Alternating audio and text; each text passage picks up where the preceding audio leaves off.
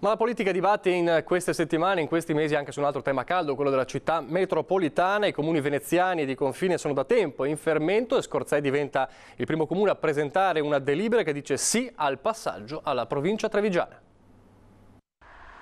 Qui Treviso saluta i viaggiatori della Nualese che lasciano il territorio di Marca per entrare in quello veneziano. Tra Venezia capoluogo e Castelfranco abbiamo la statale che poi va a Trento, che è la 245. Tra Padova e Treviso abbiamo la 515, Scorzè è questo. Abbiamo una cultura che è mista effettivamente, forse più vicina a Treviso che non a Venezia.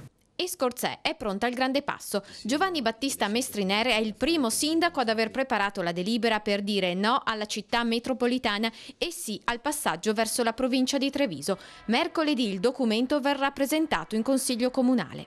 Il progetto città metropolitana è una scatola vuota, non è convincente. Noi vogliamo tutelare l'ente, vogliamo rasserenare i nostri cittadini che non verrà sconvolto il modo di amministrare questo territorio. Il referendum non c'è il tempo per farlo.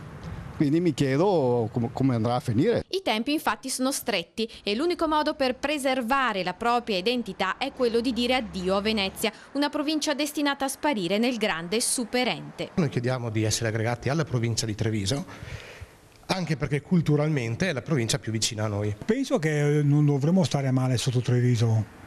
Forse meglio di Mestre. Sotto un quartiere come Mestre, io preferirei andare con Treviso. Non tutti in paese però vorrebbero cambiare la propria identità. Personalmente preferisco restare con Venezia. Dobbiamo cambiare un po' tutto quanto quello che riguarda i nostri indirizzi, ci sono delle altre spese aggiuntive. E di mezzo ci sono proprio anche i soldi. Rispetto agli altri 44 comuni veneziani, Scorzè è quello che vanta costi dei servizi più bassi, aliquote fiscali più leggere. Farsi amministrare dal comune che tra i 44 è quello gestito e amministrato peggio, credo che sarebbe un suicidio per tutti i paesi, non solo per Scorzè. Scorzè è dunque pronta a varcare il confine e a dire a chi passa sulla Nualese benvenuti a Treviso.